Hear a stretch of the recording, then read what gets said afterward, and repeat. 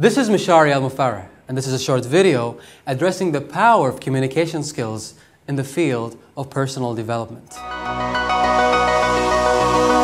Now we want to talk about the communication model and what exactly does it contribute to our personal communication skills. Have you ever been in a situation where somebody told you a joke and you needed to laugh? Or informed you of a lost one and you needed to express that sadness emotion? Now, this is a result of a process that happens inside our minds called the communication model. The communication model is fairly simple. We have external events that comes into our neurology, and inside we've got filters that delete, generalizes, or distorts information. These filters are the language we use, attitudes, behaviors, values, and a lot of other factors that contribute to our behavior. The state and information then goes into our physiology, which is expressed as an emotion. These emotions differ from time to time according to a situation. We then go and express our internal representations. Now, our internal representations are presented through our five senses, which is the VAKOG, the visual, kinesthetic, auditory, olfactory, and gustatory. These five senses contribute an emotion, which is then turned as a representation of our internal dialogue.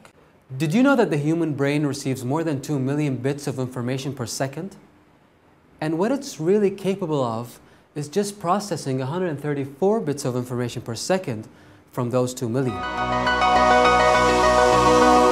Most of the time, and throughout our childhood, our parents used to tell us what not to do.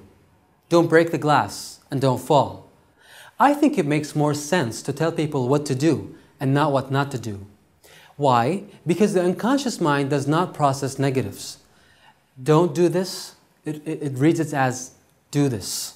So any negative words are not processed by the unconscious level. To me, it helped me in a lot of ways. It helped me communicate better with people. It helped me get a job interview. It helped me communicate better with my friends and family and get my point across. It helped me win debates that I wouldn't have won otherwise, because I used the linguistics in NLP. Nonverbal plays a huge percent of what we actually say. You would actually, if you write down the words from this interview, you would actually gain just only 20% of what I said.